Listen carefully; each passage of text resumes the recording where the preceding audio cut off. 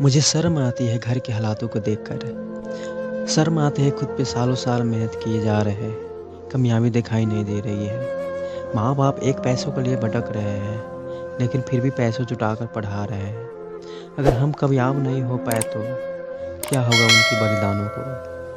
क्या होगा उनकी उम्मीदों को? क्या होगा जो मुझसे लगा कर बैठे हैं? सवाल करो अपने आप को, क्या अपने माँ बाप को परेशानी को दूर नहीं कर सकती? क्या उनके हालातों को दूर नहीं कर सकती? क्या मैं उनके माँ बाप को गरीबी से छुटकारा नहीं दिला सकती? आप ठान लो कि हर हाल में मेहनत करके आगे बढ़ना है तो आगे बढ़ना है। कामयाबी के लिए मेहनत करना ज़रूरी है। ये तुम पर प्यार मोहब्बत आशिकी के भूत चाड़ा है ना। तुम जब नाकाब हो जाओगी ना, तब समझ में आएगी। ना प्यार रहा, ना कैरियर। जो माँ बाप का सपना टूटा वो तो अलग ही है। भाई यहाँ कोई साथ नहीं देगा, केवल माँ बाप के अलावा और कोई साथ नहीं देगा, और सिर्फ आपकी कामयाबी साथ देगा। यकीन नहीं हो रहा है तो आपको मैं एक ऐसा सच्चाई बताने जा रहा हूँ कि आप सुनते ही रो पड़ोगे। मैं उस गांव की कहानी बताने जा रहा हूँ। कि जो पूरी गांव गरीबी के दलदल में मजबूर था। एक छोटा सा गांव रौतहट नेपाल के एक लड़का की सच्चाई है। जो इस तरह उसकी घटना है, जो सत्य पर आधारित है। आप सुनते ही रो पड़ोगे। मेरे पापा एक किसान था, जो खेती बाड़ी करके अपने जीवन और घर के सारे जिम्मेदारी संभाला करते थे। और मेरी माँ एक हाउसवाइफ था, जो अपने घर के काम काज करके घर चलाया करते थे। मेरा घर में कोई भी इंसान पढ़ा लिखा नहीं था, जो जिंदगी भर गरीबी में रहकर अपने परिवारों को गुजारा किया करते थे। मेरा गांव एक बहुत छोटा सा गांव था, जो सब के सब गरीब की छाँव में अपने गुजारा करते थे। हमारा गांव में एक भी इंसान ने पढ़ाई नहीं किया था, इसीलिए मेरा गांव इतना गरीब था, जो अपनी खेती बाड़ी करके गुजारा करते थे और किसी तरह भी अपने परिवार को पेट पाला करते थे। और मेरी समाज में एक ही वजह थी, वो थी गरीबी। जो शिक्षा की वजह से मेरी गांव इतनी गरीबी थी, क्योंकि मेरे गांव के पास में और मेरे समाज के लोग के पास में उतने सारे पैसे नहीं था कि गरीबी से छुटकारा पा सके। और इतनी मजबूर था कि अपने किसी भी तरह गुजारा करना पड़ता था। किसी भी तरह खेती बाड़ी करके, हल जोत करके अपनी गुजारा करते थे। अपने बाल बच्चों को अपने भूखे रख के अपने बाल बच्चों का किसी तरह पालन पोषण करते थे। इसकी जीवन ही गरीबी में बीत रहा था। उस गांव में सिर्फ झोपड़ी दिखाई देती थी। एक घर भी मकान की नहीं थी, एक घर भी कोठे की नहीं थी। पर खुशहाल जिंदगी चल रहा था, बहुत खुशी जिंदगी चला था। उसी गांव का एक व्यक्ति का मैं सच्चाई बता रहा, जो ना बहुत गरीब था। वो जन्मे से ही गरीब था, पर खुशी तो था। पर खुशी रहने से तो जिंदगी तो नहीं कट जाती है, उसके लिए तो पैसा चाहिए। और इतना गरीब था, फिर भी उसके गांव वाले, उसकी माँ बाप की सहमति से अपने बच्चे को पढ़ाना शुरू किया था। क्योंकि उसके पढ़ाते हुए इस सोच में आया था कि मैं तो नहीं पढ़ सका, पर मेरे जो भविष्य आने वाला है, जो मेरे बाल बच्चे हैं, उसको पढ़ा कर मैं बड़ा आदमी बनाऊँ। और उसकी पढ़ाई के लिए कहीं सरकारी स्कूल में जाकर एडमिशन करा दी। कराने के बाद वो पढ़ने चला गया। तो 2-3 साल का हुआ तो कुछ अच्छा खासा नॉलेज आने लगा, नाम भी चलने लगा।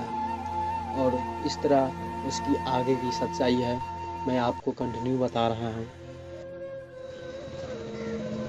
और इस तरह से राजू पटेल के दिन बीतते गया और बच्चे पढ़ाई में अच्छे होते गए। और हमेशा क्लास में फर्स्ट करते गया और उसको कुछ इनाम मिलते गया, जिसे देखकर उसके गाँव वाले बहुत खुश हो गया। इतना खुश हो गया था कि कुछ समाज के लिए कर पाएगा, कुछ गाँव वाले के लिए कर पाएगा, कुछ परिवार के लिए कर पाएगा। वो बच्चा इतनी पढ़ने में टैलेंट हो गया है क्योंकि उसकी हालातों के गाँव के हालातों के बारे में पता हो गया था कि मेरे गाँव में एक भी इंसान पढ़ा लिखा नहीं है, जो गरीब है, जो किसी भी तरह अपना गुजारा करते थे। इस वजह से ना अपना पढ़ाई में कैरियर में ध्यान देने लगा और हमेशा क्लास में फर्स्ट होने लगा और इसी तो वजह से उसकी नाम भी बहुत रोशन होने लगा। नाम भी बहुत चलने लगा क्लास में कि एक बच्चे हैं जो क्लास में बहुत तेज़ है, जो कंप्यूटर से भी तेज़ है, जो अपनी करीब रहकर भी ये बच्चे इस तरह से आगे बढ़ रही है, ये लाइफ में कुछ कर पाएगी, ज़िंदगी में ज़रूर कुछ कर पाएगी। इस ऐसा मेरे गांव के लोगों, मेरे स्कूल के टीचर सब, मेरे स्कूल के दोस्त सब दिलासा देता रहा कि एक दिन ये बच्चे ज़रूर सफल होगा, ज़रूर कामयाबी हासिल करेगा। उसी गांव के एक घर की कहानी बताने जा रहा हूँ। एक घर में राजू पटेल नाम के एक व्यक्ति का जन्म होता है 1996 में। उस गांव में जन्म लेते ही उसकी माँ बाप समाज खुश हो जाते हैं। इतना खुश हो जाते हैं कि वो कभी ज़िंदगी में खुश नहीं हो पाई थी। उस दिन ऐसा दिन था जो भगवान के दिन हुआ था, जो हम लोग दशहरा मनाते उसी दिन जन्म लिया था। इतना खुश हो गया था कि लगता था कि ज़िंदगी की सारी खुशियाँ मिल गई। उसी गांव का एक घर की कहानी बताने जा रहा हूँ, जिस घर का व्यक्ति का नाम राजू पटेल था, जो बहुत गरीब था। उसका समाज ही बहुत गरीब था। जो गरीब की छाँव में पले बढ़े थे, उनका परिवार, उनके घर के सारे लोग इतना गरीब थे कि उनकी ज़िंदगी काटना भी बहुत बुरा हाल। फिर मैं 2 साल का हो गया। 2 साल होने के बाद मेरे पिताजी ने सरकारी स्कूल में एडमिशन करा दिया। वहाँ मैं पढ़ने चला गया और इसी तरह मेरा ज़िंदगी का करियर शुरुआत हो गया और उसी दिन से मैंने पढ़ना भी स्टार्ट कर दिया। मेरे गांव के पास में एक स्कूल था और वहाँ से मैंने पढ़ाई स्टार्ट कर दी। पढ़ाई स्टार्ट करते ही मैं बहुत अच्छा लगा, बहुत खुशी लगा। मेरे गांव का भी बहुत सारे लोगों को खुशी लगा क्योंकि मेरे गांव में भी ना एक भी लोग पढ़े लिखे नहीं थे, अनपढ़ भी बहुत सारे लोग थे और किसी भी तरह मेरे गांव के समाज के लोग सारे गुजारा करते थे, ज़िंदगी भी किसी भी तरह काट रहे थे। मगर मेन मकसद था मेरे गांव के कुछ कामयाबी कुछ पढ़े लिखे हासिल हो जाए, यही मेरे गांव के मकसद थे। मैं ये सुन कर भी बहुत बुरा लगता था कि मेरे गांव इतना बड़ा सा है फिर भी कोई पढ़ा लिखा नहीं है। इसे सुनकर मैं ना बहुत कभी रोने लगता था। फिर एक दिन मैंने बहुत सोच बना ली कि मैं किसी भी तरह से पढ़ना है तो पढ़ना है और आगे बढ़ के दिखाना है। और इसी तरह से आगे पढ़ाई के लिए अपने घर की सलाह लेने लगी और उसके घर के माँ बाप ने कहा कि मेरे बहुत सारे पैसा तो नहीं है, फिर भी आपको हम पढ़ाएंगे, मैं कुछ भी करना क्यों ना पड़े। और घर के सारे इंसान भी मान गए और उसकी पढ़ाई के लिए पैसा जुटाना शुरू कर दिया और कुछ दिन में कुछ पैसे जमा करके दे दिया बच्चों के कोई अच्छे स्कूल में एडमिशन कराने के लिए। और उसने एक कॉलेज में जाके अपनी एडमिशन करा ली और एडमिशन करा के घर वापस गई।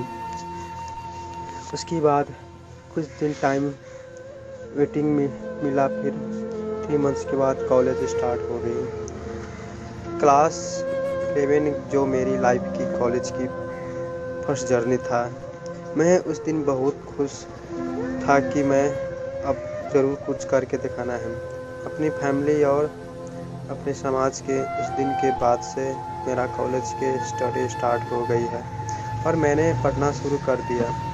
हमको कॉलेज मेरा चिन जान के 2-3 सिर्फ दोस्त हमको पहचानते थे, बाकी सब न्यू था। हमको ना पढ़ाई करने का बहुत मन करता था। मैं खूब चाह के कॉलेज में पढ़ाई करती थी, बट वहाँ कारण एक दूसरा हो गया था, यानी कि मेरी ज़िंदगी के मोड़ कुछ और तरफ जाने का मजबूर करने लगा। और मैं जब भी क्लास में जाता था तो हमको बैठने के लिए पता लास्ट डेस्क भी मिलते थे। पहले जाकर सब स्टूडेंट अपनी अपनी दोस्त को सीट हाँप लिया करते थे और मेरा घर से जाती थी, इसलिए हमको सीट नहीं मिल पाती थी।